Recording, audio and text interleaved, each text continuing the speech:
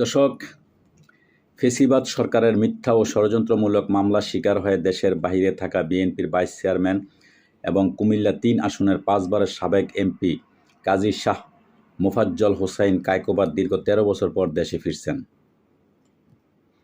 তার আগমন উপলক্ষে কুমিল্লা মুরাদনগর থেকে ২,০০০-এর এক গাড়িবহর ঢাকায় প্রবেশ করবে।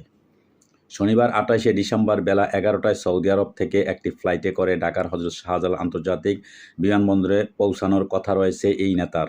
বিষয়টি নিশ্চিত করেছেন মুরাদনগর উপজেলা বিএনপির আহ্বায়ক মহিউদ্দিন অঞ্জন। কায়কোবাদের স্বদেশ প্রত্যাবর্তনে ঘিরে মুরাদনগরে বইছে উৎসবের আমেজ।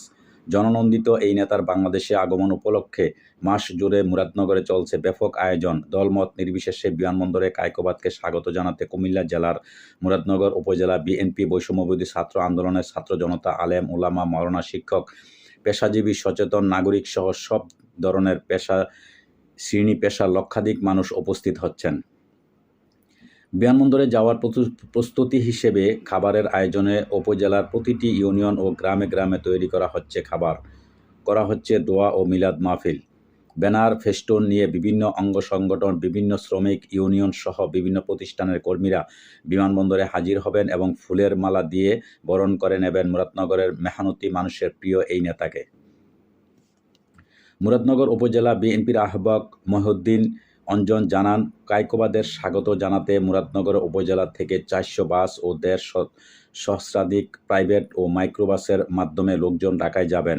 ১৩ বছর ধরে দেশের বাইরে থাকা মুরাদনগরের এই জননন্দিত নেতা তার প্রিয় মাতৃভূমি বাংলাদেশে ফিরছেন।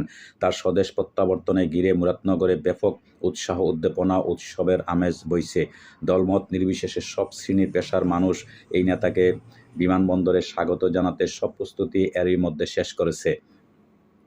তিনি বলেন, কায়কোবাদ দাদার এই আগমন এবং সব ষড়যন্ত্রের পরও আকাশচুম্বী জনপ্রিয়তা দেখে ফ্যাসিস্ট আওয়ামী লীগ ও তার দোসররা ইতিমধ্যে নানা ষড়যন্ত্রে মেতে উঠেছে।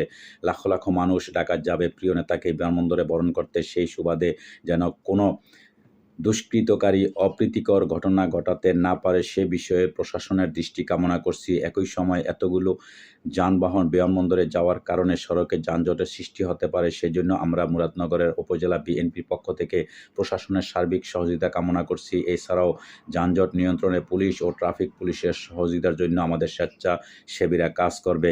দর্শক, আপনারা জানেন যে কায়কোবাদ উনি একজন জনপ্রিয় নেতা। উনি কিন্তু যখন আগে বিএনপি সরকার ক্ষমতা ছিল তখনও কিন্তু উনি জনগণের খুব কাজ করছেন, ভালো কাজ করছেন। উনি একজন ভালো দেখেন, ভালো মানুষের কদর বা ভালো মানুষের প্রতি মানুষের সবসময় ভালোবাসা, সব কিছুই তাদের জন্য দোয়া থাকে।